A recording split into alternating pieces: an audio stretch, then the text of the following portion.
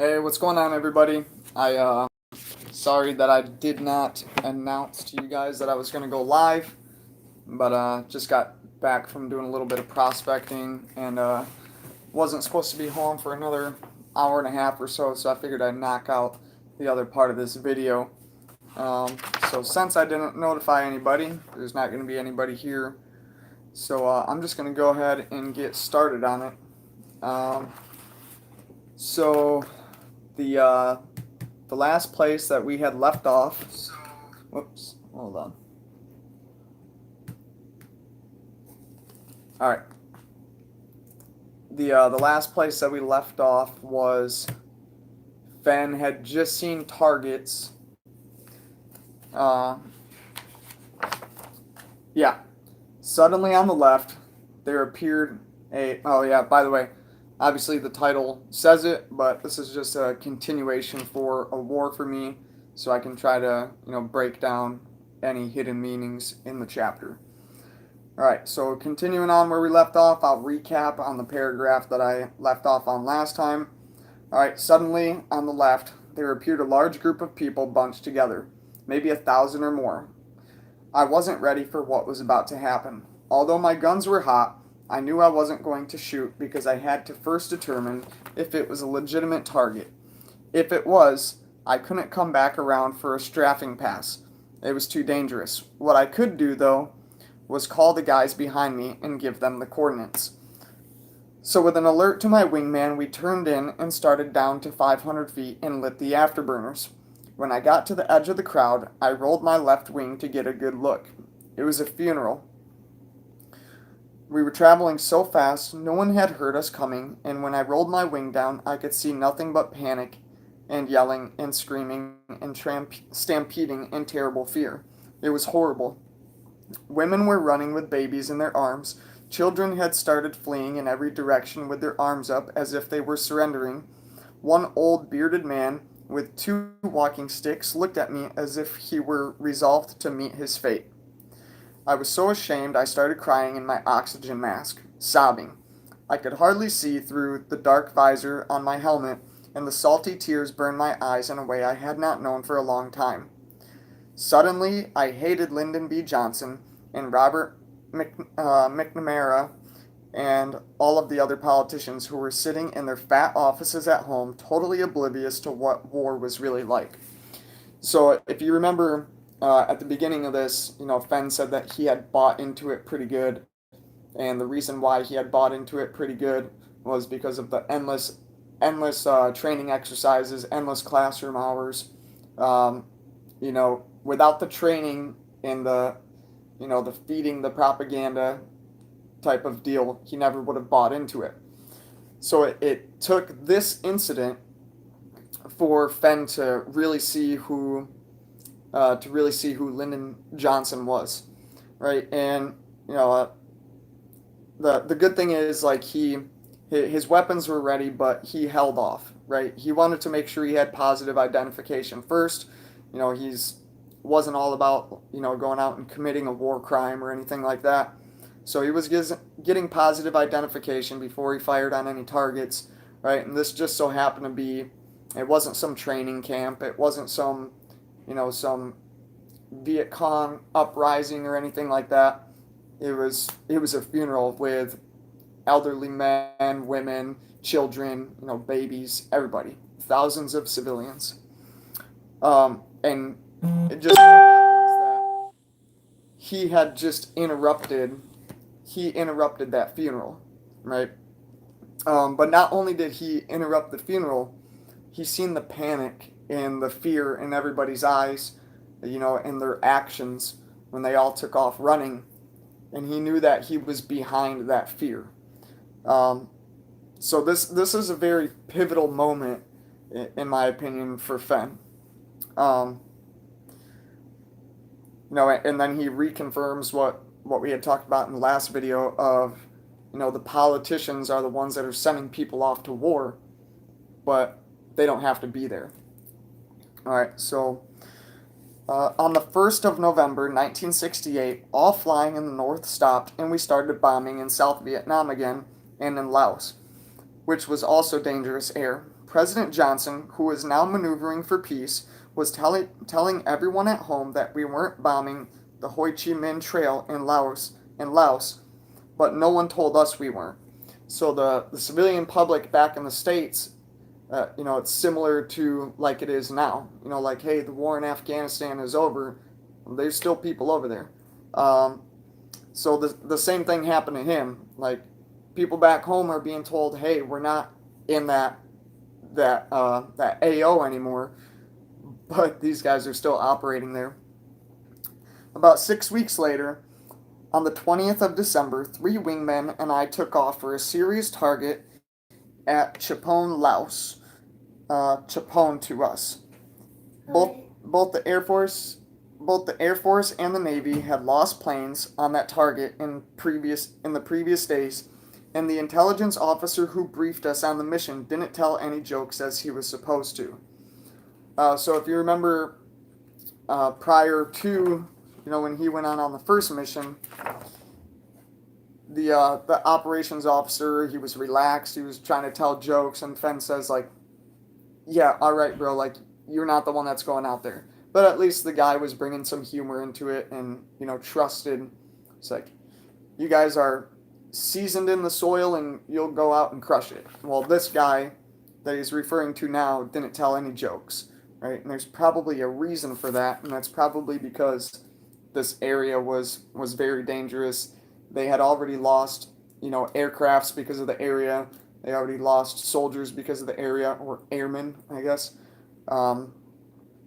So he's probably got a bad feeling just off from the reading that he's getting from the person that he's getting his brief from. All right, after takeoff, we rendezvoused with a KC-135 tanker, topped off our fuel tanks, and headed for the target. Each of our 4 F-100s was loaded with different ordnance. My plane carried 4 CBU-34s, which the Defense Department designated as aerial denial bomblets. We were going to mine the main road on the Ho Chi Minh Trail. The plan called for me to go in first while my wingmen held high. I was to drop bomblets on each of the 2 passes. It was 17:55, which is 5:55 p.m., when I ejected from my crippled F-100 and floated down into the uncertain environment. I closed my eyes tight as my body crashed into the trees, breaking limbs, and bounced me around for what seemed like an unreasonable length of time. It didn't help that the wind blast during ejection had jerked the helmet off my head. Finally, the descent was broken when the parachute tangled in a tree, and I felt myself gently bouncing up and down for a few seconds. When I opened my eyes, I was 18 inches above the jungle floor, and I couldn't believe my good fortune. So he does a really good job describing these type of stuff. So he pretty much like just got into some shit, and he's kind of fast forwarding through it and telling you the aftermath about it. But just imagine you just ejected out of your F-100, right? And then you're getting blasted up even more, so you'll clear the aircraft, and then the wind is so much that your helmet is freaking gone, and your body's doing this weird like tumble thing until your chute actually deploys, and the whole time you're just like, oh shit, oh shit, oh shit, oh shit, right? And he sees the trees coming, probably closes his eyes again, and he just sits there and bangs and bounces off from each and every one of them. Finally he feels himself come to a stop, and he looks, and he's like, the ground is right there. He's like, oh, thank God. It's insane. All right. I quickly unfastened my parachute harness and stepped to the ground. Right? He didn't have to climb his way down to the ground or anything, like emergency landings for, parachutists or whatever. See yourself drifting towards the trees. Look, and then turn away. All right. It's enough of that. But he was right there. He's like, literally just undid his canopy release assemblies, or undid, I'm not sure where it's at. I'm assuming it's probably on his seat. Undid the canopy release, and then just like, boop, he's right there on the ground. 18 days earlier, I'd been shot down near Bintoy. I'm horrible at pronouncing these, by the way. In the Delta region of South Vietnam, and it taught me that bad luck is not something that always happens to the other guy. Meaning, like, we always think it can't happen to us, but we find ourselves in those situations where it happens to us. I thought that any landing I could walk away from was a good one. The incident in Bintoy taught me that some landings I could limp away from were also good. When in combat, even if there was chaos all around me, there was always a feeling of tranquility that came from the firm belief that I was totally invincible. And that's like a that's for sure a true thing when you're deployed, right? The amount of times that you cheat death, it it kind of gets in your head a little bit of like, like, can anything really stop me right now? Um, and it's not a good feeling to have. It feels good to have that feeling, but then you start getting complacent and taking unnecessary risks and stuff. So, but anyways, so but at Chapone, the instant it became evident that my airplane wasn't going to take me home, every feeling I had seemed to have a mind of its own. There was no panic or heightened sense of anxiety, but my brain shifted into an adrenaline overdrive. Confidence can only come with knowledge and training, although a good ego helps. Right? So he uh he went into muscle memory mode for the most part. All the training that he had done, uh, and then along with the adrenaline rush. Um, so it's a weird thing when if you end up getting in a situation where your adrenaline is just pumping, like everything kind of just is like slowing down but speeding up at the same time, and where you should where you should be like panicking or whatever, you kind of just you don't even I don't know, it's really hard to explain. You can't panic because you're in a whole other mental state, if that makes sense. Um, Confidence can only come with knowledge and training, and then he obviously is talking about his ego, like his which he just referred to above this and thought that he was invincible, right? Um, so he had a big ego. He had done so much. He already got shot down in one in he already got shot down once, and now he has this feeling that he's invincible. He just came crashing through the trees and came 18 inches away from freaking smacking the earth. Wakes up and he's and he's like, oh, like this confirmed my belief that I'm invincible. So obviously that got to his ego a little bit. Um, so every night during every night during my year in Vietnam, the last thing I thought before going to sleep was my bailout procedure. It was burned into my brain. Remove the film from the gun camera and zip it in my G-suit pocket. Pull the cord off my Minix camera around my left wrist and pull it tight. Throw my tape recorder on the floor. Stow all loose gear. Fasten the chin strap on my helmet and lower the visor. Put heels in the ejection seat stirrups. Force head back against the headrest. Straighten back. Lift the armrest to blow the canopy. Pull both ejection triggers. And if the emergency didn't allow for the 7 seconds it took to complete the whole procedure, then go directly into the last 5, because failure to do even one was usually disastrous. Broken necks, backs, and legs were not uncommon. So, going back to what he said about good knowledge and training or whatever, just to make sure he could do it, at least he had the discipline to go through this every night. If he didn't go through this every night before bedding down, or maybe run through it one more time again before taking off for a mission, there's probably a good chance that he wouldn't have walked away from this that day. So I'm gonna dive into this just a little bit. So remove the film from the gun camera and zip it in my G-suit pocket. So any aerial imagery that your aircraft had been getting the whole time. I mean, I'm not an Air Force pilot or anything like that, but I'm just trying to put some common sense into this a little bit. Pull the cord of my Minix camera around my left wrist and pull it tight. So any just regular like a little snapshot camera, right? And he's fastening it to his wrist to make sure like he brings it back with him. So now he got aerial imagery, and then uh, and he's getting the camera ready to be able to take pictures while going down. Throw my tape recorder on the floor. I'm assuming that so. Throw my tape recorder on the floor. I'm assuming that so any voice recordings or mission transmit or radio transmissions, when the plane goes down, it gets destroyed. So that way, the enemy can't figure out like how you communicate over the radio with an aircraft. But I'm not sure. Stow all loose gear, obviously, so it doesn't go fucking flying around.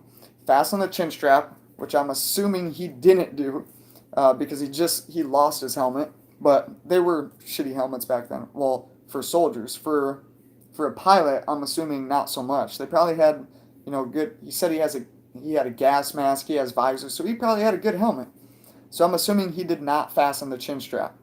Maybe that goes back to him having a big ego and feeling invincible. He's just out there flying around with his chin strap unbuckled, and that's why when he ejected, there goes his helmet.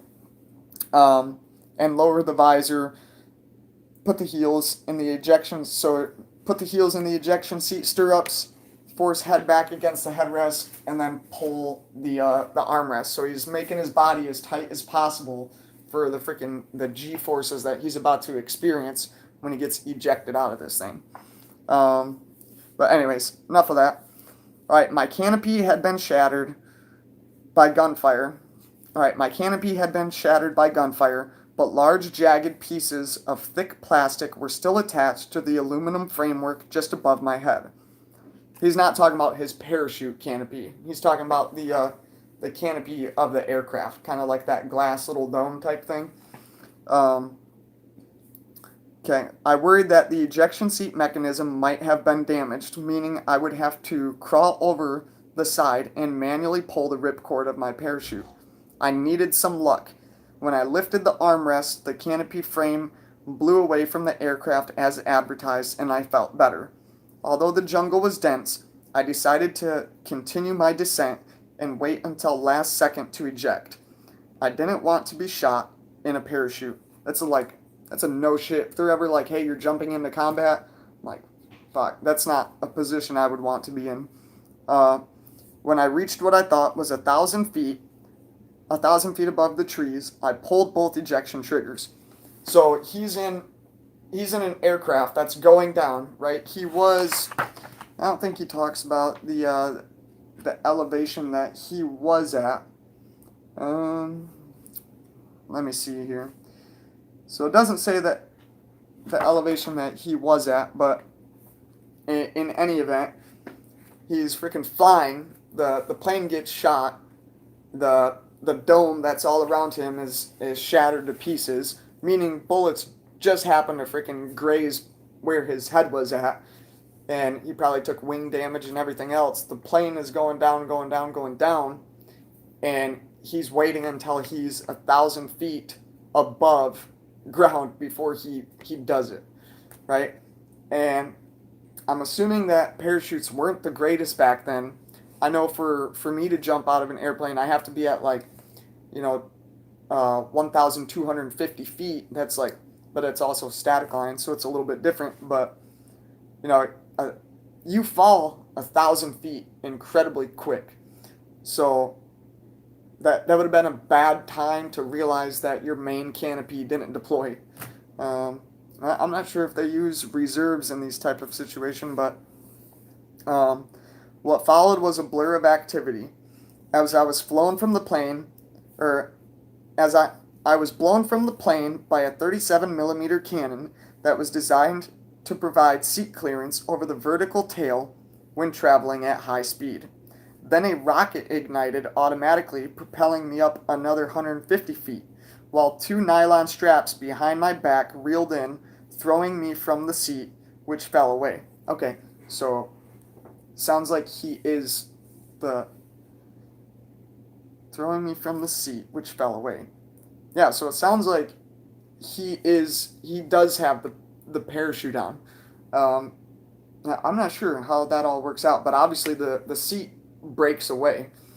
Um, but what he's saying, I was blown from the plane by a 37 millimeter cannon that was designed to provide seat clearance over the vertical tail when traveling at high speed. So he's blown up from one explosion, and that's just to get over, that's to allow the seat that he's sitting on to get up above and beyond and be able to pass the tail end of the aircraft, right? Then a rocket ignited automatically, propelling me up another 150 feet. So you freaking, you shoot up and you're like soaring backwards, then all of a sudden, and you're just like flying another like 150 feet straight up to make sure that you clear the whole aircraft. That's got to be insane. While two nylon straps behind my back reeled in, throwing me from the seat, which fell away.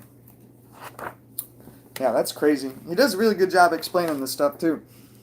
When my parachute opened, I remember being surprised by the sudden silence, although it made me suspicious. As pre-planned, I took my pictures of the blossom parachute above me, the jungle through my boots below me, and the plane before it crashed. That's why he brought the Minix camera. That's why he went through the steps or whatever. So now, he's snapping a picture showing that his canopy is good without any malfunctions. He's snapping a picture of the area that he's about to land at, and then snapping a picture of the aircraft. One, probably so when he gets rescued, they can be able to determine if the aircraft was destroyed from the crash, or do they have to go out there? Do they have to go perform a mission to go out there to destroy the aircraft, right? With communication systems in there, weapon systems on there, and everything else. Something that you wouldn't want the enemy to get a hold of. And then it also like provides like a good aerial imagery of where that's at. All right, so it had about 4.5 tons of fuel on board, and I was watching when it hit halfway up a 1,000-foot high stone bluff. The fireball was huge, and I knew it would attract unwanted attention. The enemy already knows that he's in the area because they just shot him down. I'm not sure how far he had been able to fly since being shot, but now that big fireball is like saying, "Hey, here I am," and then obviously if they're watching, they just seen some, these, like jet trails going up, and then a freaking canopy open, and now you see this little person floating down. It's like, yep. Now they're like mounting up on their jeeps or whatever and hauling ass through the jungle and trying to get to him. Initially, I felt myself going into shock. I was clammy, hot, nervous. Then I remembered what they taught in snake school in the Philippines. 100% of those shot down will go into shock, and it can kill you. Lie down, elevate your feet to get the blood to your head, think tranquil thoughts. So I thought about being with my father on the Lampasas, river in Texas with a bobber in the water, catching 5-inch bluegills. In 30 minutes, I had recovered and felt strong and confident. And then I remembered the clearing and the beautiful waterfall. It was a stupid thought, but strangely tranquilizing. I felt like I would soon be going home, and I laughed at myself for being so human. Attempts to contact my wingman by radio were unsuccessful, but the locator beacon in my parachute should have activated automatically. I knew my friends were listening for it. So he can't reach anybody on comms, but he does have this is important. It will be important here in a second. He can't reach anybody by comms. Hold on, let me rewind. There's a group of them that are flying in tight pattern, right? He gets shot down. The rest of the guys keep going. His parachute deploys, whatever. He's on the ground. He can't reach anybody on comms, but he does have a locator beacon, and his buddies had just seen him go down. Well, they seen the plane crash. Doesn't necessarily mean that they had seen him go down, but hey, you should probably treat it as if the person is still alive. And there's a reason why I say that.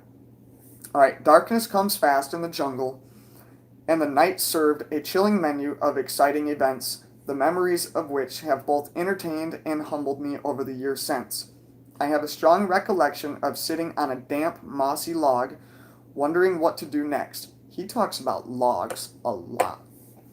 Um, I knew that the Pethet Lao didn't take prisoners, so when I heard dogs barking in the distance, I quickly opened up a large can of pepper that had been zipped in my G suit for almost a year. So, I mean, probably goes without having to explain, but don't take any prisoners means they kill on sight. Which, if you think about it, that's like back in the good old days when they would just end your life, as opposed to now where they'll kidnap you, freaking record a video on freaking live on the internet, live chopping off your head for your whole family to see. So hey, at least they were courteous enough to just shoot you in the head then and there instead of freaking broadcasting it to the whole world like what happens now. The good old days. All right. After moving a few feet into a particularly dense part of the jungle, I spread the pepper in a circle around me, hoping to deaden the noses of any dogs that might get curious. Because the Air Force didn't issue pepper as survival equipment, a lot of the pilots made midnight requisitions at the mess hall, meaning that they stole them from the mess hall. And so he's backing himself away into a dense part of the jungle that nobody's going to want to go into because the vegetation just sucks so much, and it probably is providing protection from other animals too, and then he's sprinkling this pepper all around him, so hopefully the dogs that are approaching won't smell his scent. So at least he's like thinking good about it. The Laotian night jungle was a bustle of activity. Small animals constantly made digging noises, and there was a lot of loud squawking. I couldn't decide if those sounds were made by birds or monkeys. It might have been amusing if I'd not known that both cobras and tigers were also around. Like, hey, I might enjoy this if there wasn't things that would be able to eat my whole entire face in one bite. It was common to see their skins stretched on the tin roofs at Special Force camps. All right, about midnight, there were. This is why I say that last part was important. About the beacon and the the unsuccessful radio communications.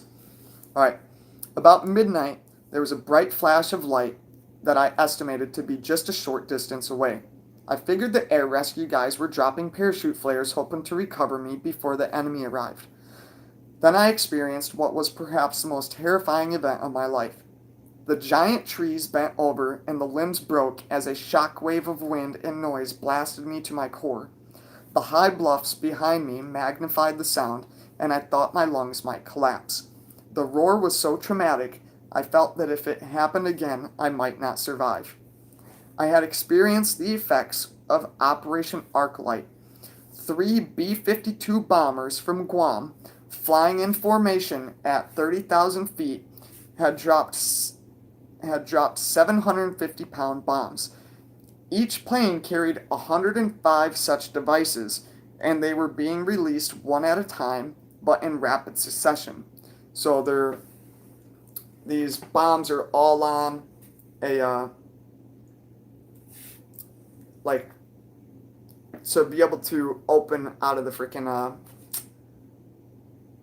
the cargo door is opening, and they're pushing them off, but hey, it's like conveyor style type, like in the next row, so on and so forth. And each plane has 105 of those. There were 3 people flying. We got 315 750-pound bombs dropping within near proximity. That's insane, right? And you got to think about what he's saying is he's seeing the flash, right? And then he just gets knocked out or knocked over or blasted through by this gigantic freaking sound wave that's just like screaming through the jungle, making trees, giant trees, freaking bend over and the limbs just breaking off. That's insane. Um, yeah, that's insane. Okay, where was I at? All right, 3 or 4 minutes after it stopped, I recovered. Okay, right here. The blast of noise continued for what seemed like forever. 3 or 4 minutes after it stopped, I recovered some of my senses. The jungle was strangely quiet, except for the sounds of rocks and debris that began to land in the trees and fall around me. One small pebble hit my leg, and I kept it as a souvenir to remind me of why I never saw any generals on the front line. Again, the politicians are declaring war, but the underpaid, freaking willing to do stuff for their country type people are the ones that are out fighting the wars. All right, the B-52s came to see me again several hours later, but I was ready. When I saw the first flash, I hunkered down behind a log. There's a log again. Tightened up as best as I could. Nevertheless, I am convinced that thousands of animals, humans, and otherwise were killed in Vietnam by sound alone. So there's actually this. I think it was Great Britain did these atomic bomb tests on their soldiers, and if you look up the videos to that, it's super interesting to see what these guys went through. They were told to hunker down and cover their face, and the flash of the light was so intense that they could see their bones through their hands and through their closed eyelids like an X-ray. Uh, yeah, like think of a bright light on a camera, and then magnify that by 10 billion, and that's the light that they went through, along with the percussion wave just blasting through them. And the same thing happened here. Fenn he just survived getting shot down. Then he survived 315 750-pound bombs being dropped in rapid succession. And then it happened again. And anything within close proximity. I mean, if you're knocking over freaking large trees, like think of a 400-year-old tree in the jungle. That's like some Avatar looking tree right there. And they're just blasted over, no issue. And so the reason why I say that it was important is, and I guess I kind of didn't catch it at the time, because now I just realized that they were from Guam. But if you think about it, it's kind of fucked up because he just got shot down. The people that were flying with him seen him get shot down. There's a locator beacon that's going off saying, "Hey, I've been shot down." And he has a radio that does work. It's just not transmitting because of distance. Okay, freaking fly some laps, right? Until you're able to get close enough to establish comms and figure out where this dude's at. And then in the meantime, notify any allied forces about the situation, because these guys essentially just committed fratricide on an allied nation right there. I think, right? I could be completely wrong, but I don't think the allies of Vietnam were rolling around in B-52 bombers. Let me see.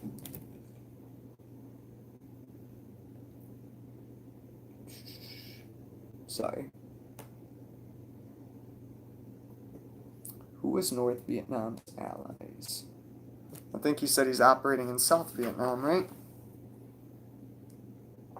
I don't remember.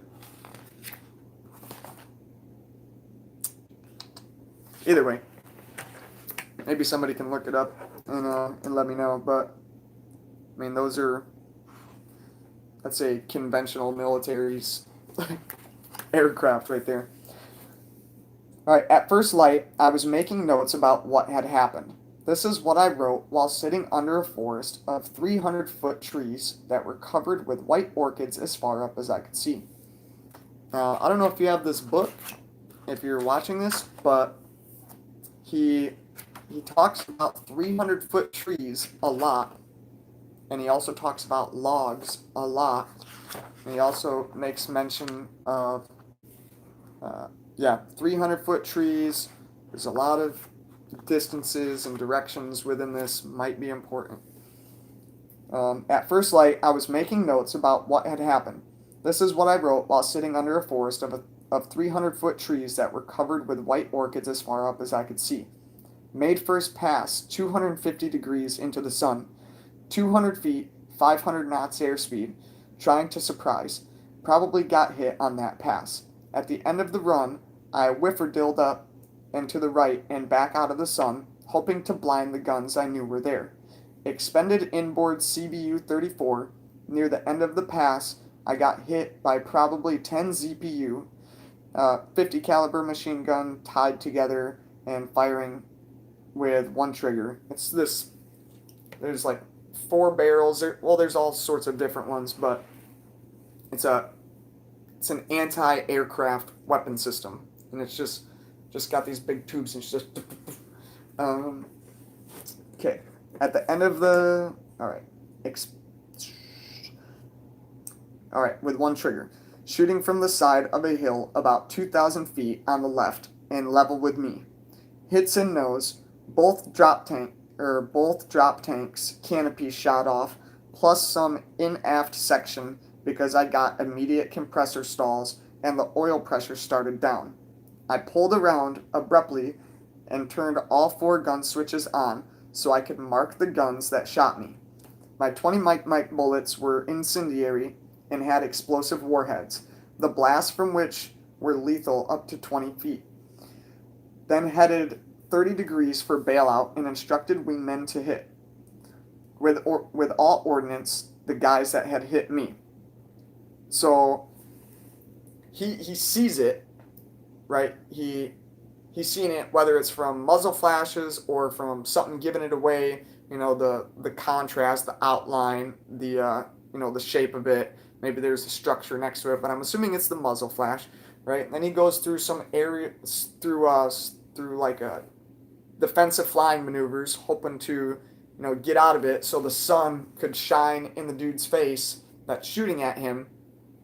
And he comes and he turns back around, and now he's approaching it, shooting straight or heading straight on, but he's hit now. He realizes that he had gotten hit and his systems start to fail or whatever. So he manages to do a maneuver to come back to at least get online with it, and he starts firing his 20 Mikes towards the hill, aiming at the muzzle flashes, and those incendiary rounds they're lighting up. So his wingmen that are coming in, they can see him marking the target. So when they come in, they can come in freaking guns blazing, freaking and then peel off or whatever. Meanwhile, he's just like heading out of control. But he's communicating them the whole time, right? So he's going through this. He just got shot down, and he does what a good leader is supposed to do. And he continues to communicate with his guys in pointing out targets, identifying targets, and giving them, like fire commands to defeat the threat. He's shot down, and he's not even worried about himself. He keeps his mind in the fight. He does what he was trained to do with his aircraft, but also does what he was trained to do with his wingmen. Later, one of my wingmen, Lieutenant Gary Van Valen, said something to the effect that, "I saw the guys shooting at you and I got them." Although my engine had flamed out, with my remaining airspeed, I had been able to get about 30 miles away from the target area and make it to a peaceful looking part of the jungle. So he got shot, and I don't if it's because of freaking speed or whatever, he managed to coast 30 miles, probably somewhere 10 miles previous to that is when he, really starts to descend. And right at the last second, once he's 1,000 feet, he ejects, and then the plane goes down 30 miles away. Later that morning at 7:55, Lieutenant James Swisher, the forward air controller who had directed my flight the night before, came looking for me. From 7 miles away, he had been the first to say I was on fire.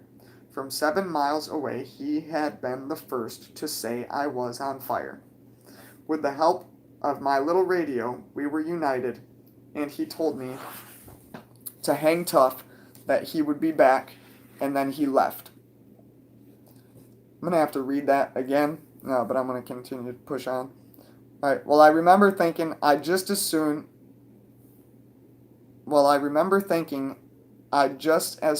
he would hang around for a while. All right, just hang tough, that he'd be right back, and then he left. Well, I remember thinking I'd just as soon as he would hang around for a while.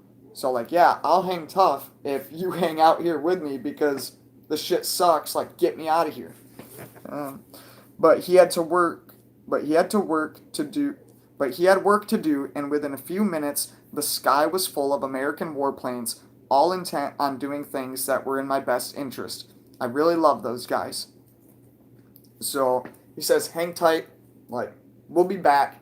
He freaking rounds the troops. He's got aircraft everywhere, right? And he's going to explain the formation that they were in, while the sandy propeller-driven fighters strafed the jungle all around me to keep the enemy's heads down. 2 Jolly Green Giant helicopters arrived. My rescue was being coordinated by a Crown C-130 aircraft circling at 15,000 feet. So 15,000 feet, you have a C-130 just doing a flight pattern, right? And you have the C-130 gunners probably using, thermal optics or whatever, and just scanning everything around them, just doing this huge flight pattern until the rescue mission is done. Then you have 2 Jolly Green Giant helicopters. I don't know what those are because I don't, I've heard the name before. I think they might be a decommissioned aircraft, but I'm assuming something like a Chinook or something. Let's look it up. Jolly Green Giant helicopter. And totally sorry, I'm ignoring your guys' live chat. I'm also going to have to wrap this up. Yeah, so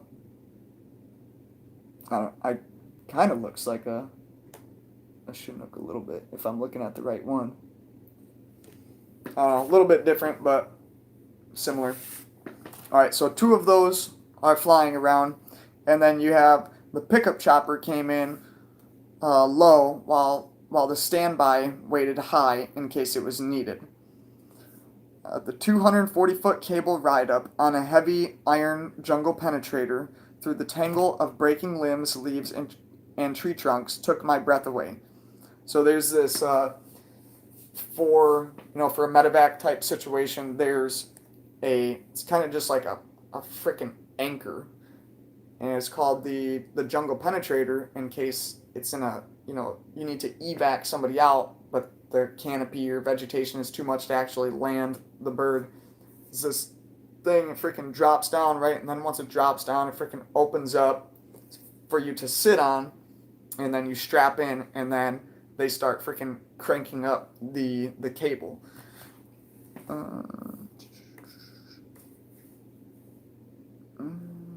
Okay. When I reached the hovering helicopter, Flight Engineer Master Sergeant Maples had his left hand on the guillotine, a cable cutting device that would have allowed him to chop my line if the plane started taking battle damage, or if I had somehow become irretrievably wrapped around a tree, endangering the helicopter and the crew.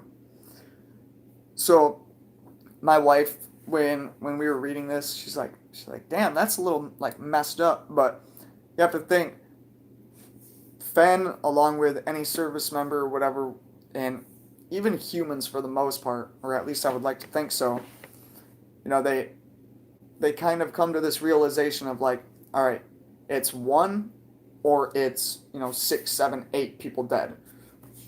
So I think Fenn, if the plane had started getting shot at, or if he became wrapped, or you know the helicopter, if it was on the verge of crashing or whatever, and the one thing that would save it was chopping that cable, even though it meant him plunging to his death, I'm sure he would accept that, just like every other soldier would. Um, okay. But instead, when I reached the top, A1C Robert Sully grabbed the hoist and swung me in the door. "Quick, get in the back and sit on a flak vest," he yelled. He didn't have to say it twice. Like, he's ready at this point. He's like, "Yeah, sure, no problem." Uh, as the helicopter sped up, and away, I started taking inventory. Both my face and head were bleeding in a few places, but nothing serious. My left shoulder ached, and my arms and legs, although bruised, were intact. My pistol and Minix camera were gone from my body, but the folding hat was still in my G suit pocket. Everything considered, it was a great ride. Now, I have something to say about the pistol and Minix camera. I'm not going to, though, just because it'd kind of be a dick move. But Fenn, if you're watching this, you're sly for sure. All right. An hour later, we landed at Nakhon Phanom, Thailand, where we were greeted by a couple of generals and a camera crew. I was the 1500th airman to be rescued by the Air Rescue Service in Southeast Asia. It was a noteworthy milestone for them and a humbling honor for me. The next day, while climbing out in a C-130 and heading back to my home base at Tahoe, the pilot asked me if I wanted to talk with my wife. So with the patches through Saigon, Guam, and Barry Goldwater and Scottsdale to Lubbock, Texas, Peggy and I spoke and said foolish things while everyone listened. She had received a telegram saying I had been shot down and no parachute had been seen. So the day prior, whatever, she's thinking that her husband is dead, and you know, as soon as he gets back to camp, they're like, we fucked up a little bit. We kind of told your wife that you were dead. The same thing happened to me, I swear to God. So you want to call her? Like, sure. So they patched Fenn through all these places just to get a hold of her, and imagine the excitement that she had when she found out that he's fine, right? So they sat there and said foolish things, probably like a couple of school children again. You know, said foolish things to each other while everybody sat around. Probably got a bunch of shit for it too by all this wingman. When we landed at my home base, when we landed at my home base in Tahoe, I told my boss that I did not want to be shot down on my last mission and begged for one more. Every pilot's dread is to be shot down on his first mission or his last, and when the latter happens, it's a terrible bust on morale of those remaining. A 4-star general in Saigon gave his blessing, saying, "But keep him in South Vietnam," because it's apparently safer. After that mission, it was time to pay my debt to the waterfall. All right, you know what? I'm going to leave it right there. So keep this video right around 50 minutes. I'm going to go through and read you guys' comments since I ignored you the whole time. Terribly sorry about that. And I'm going to see what everybody's been saying. Where is my live comments at? Oops. Okay. Right here. I'm going to go up to the top. If anybody has, anything directly to say to me. All right. Mary Green, hi. Daystar, hi. Anon. Good stuff, man, from Finding the Chest. Finding the Chest, I don't think I've ran into you before, but thanks for coming to watch. And thanks for the kind words. Okay, forgive me. Okay, forgive me this one foible. How about them canes? Them canes as in the walking sticks? What are you talking about? In my opinion, this is the most pure chapter in the book. Absolutely, it is. Room the Dawn conscious sight with the version done in 2006 doesn't have a lot of what the book version has. Just my opinion. F is trying to make the treasure hunter understand more about that war. Hey, thanks, Rob G. Rodney, you're a great thinker, brother. I appreciate it, brother. Alright, yeah, end of the season. Yeah, and what I want to know is, because, I don't know, I just made my video about how I hate the people that are out there acting like know-it-alls and, like, I'm right, but I really think that I have figured out the one clue that any searcher could solve, but haven't. And I really think that I know how to read the poem. With that being said, Fenn has talked about wintertime quite a bit. Now he says it in the context of like leave your, or just stay home or whatever. But what I want to know is if you can move with confidence and walk right straight to it, can you do that in the wintertime? And if so, is there really such a thing as a searching season? Because I'm gonna freaking solve this thing. I noticed something about the jars. Waiting until 1,000 feet? Yeah, I know. That's usually what I jump at, but still, he's also hauling ass too, so I'm sure his parachute freaking, it doesn't take the amount of time like it does for me to jump out at 130 knots with a static line or whatever, as opposed to being ejected out of a jet and all those freaking traveling however fast. I'm sure it's pulling that canopy right wide open, so it's probably enough time. Winter's now getting here. Alright, so I'm gonna see if anybody has comments towards me. Jimmy Fast, how's it going? Hey, better late than never. Check the olive jars. Really, really good.